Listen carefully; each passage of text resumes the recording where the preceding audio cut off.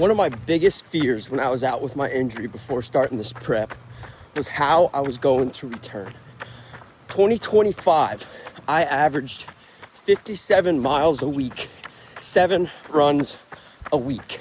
For a year, 365 days, 52 weeks. That was my average. And then, come 2026, after my February marathon, I basically had 8 weeks where 5 of those weeks were 0 miles, and 3 of those weeks were less than 10 miles a week. And I was so afraid on how I was gonna lose fitness. And what's been so interesting, now that we're into the Chicago Marathon prep, only 2 weeks in, is that this 8-mile run, I can feel my heart rate spike a little bit more than normal. I finished the run, probably not like super recovered. Definitely have to put a little bit more effort out there. But the fact that I still run 8 miles pretty easily, moderate heart rate, moderate effort, moderate to easy effort, blows my mind. Because this whole time I was thinking that, 2 weeks without running, you're gonna lose everything. I think back to my ball days when I was younger, back in high school. You show up to those summer workouts after not working out for a month and hanging out with your friends, and your coach puts you through whatever workout, and you're just gasping for air. And so that was baked into my mind that that's what's gonna happen to me when I returned. But it's actually been very nice. And if anything, Back in the I'm coming out of it pocket with even another stronger. voiceover. I actually really like doing these because it's basically just my thoughts, like a little journal that I can just talk and speak about what I'm thinking, and it's very calming.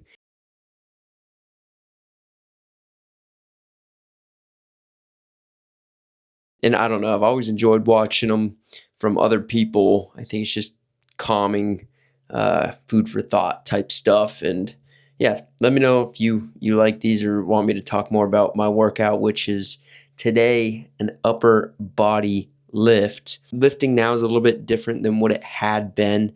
Now that we are in prep, we're not going as much or as long because we're focused on running right now. But yeah, I'm just excited to be back running. I think one of the biggest things this injury taught me is that I was way more fatigued than I realized.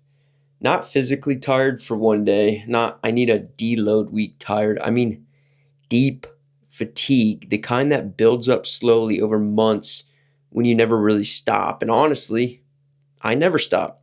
Even when I was recovering, I'd still light lift, walk more, bike, stretch, active recovery, whatever made me feel productive. But this injury forced me into something I'm really bad at, doing nothing. No running, no hard training, no chasing progress every single day. And at first I hated it. Because when you're disciplined, you convince yourself that pushing every day is the answer. You think more effort always equals more progress. I definitely did. But after a few weeks away from it all, I started realizing how exhausted my body actually was. Not just my body either, my mind. I didn't realize how much I'd been forcing things, forcing workouts, forcing mileage, forcing productivity, trying to squeeze progress out of a body that was quietly asking for a break. And the crazy part is, now that I'm coming back, I feel better than I did before I got injured. I feel fresher, stronger, more motivated. My runs feel smoother, my energy's better, even lifting feels better. Which is frustrating in a weird way because it makes you realize maybe the thing holding you back wasn't a lack of discipline. Maybe it was just too much. I think a lot of people struggle with this, especially people who are ambitious or really driven. We wear consistency like a badge of honor. We're proud of never missing, never slowing down. But there's a difference between discipline and just constantly grinding yourself into the ground. Sometimes the hardest thing you do is actually step away. And I'm not saying quit working hard. I'm definitely not saying stop chasing goals. I'm saying recovery matters more than people want to admit. Because growth doesn't happen when you endlessly beat yourself down. It happens when your body actually has time to adapt. That's what this whole thing taught me. You don't always need to push harder. Sometimes you genuinely just need a break. And I've never taken a break like I did. And I had no idea, just deep down, how locked up I was. And I feel a lot better, man.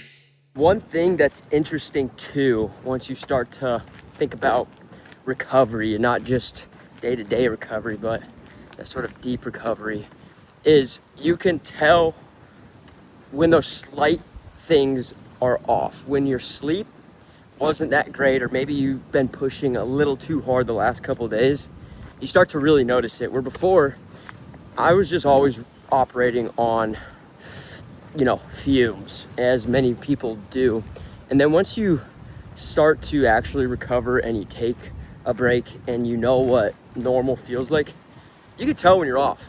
We just wrapped up our 6-mile speed workout, which was just mile repeats and tough workout. And I could tell waking up this morning, I had some bad sleep, not the greatest recovery this past weekend. I'm not gonna lie, I had a little too much fun.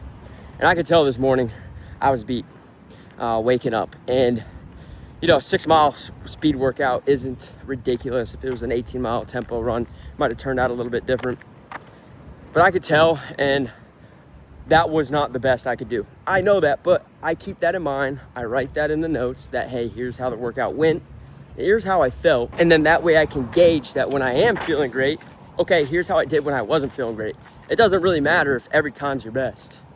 It matters if you gave it your best effort. All right, guys, now that the day is winding down, I'm gonna end the video here, but there's one last thing that I want to talk about that I have been so dialed in on improving at the last 6 months, maybe even a year.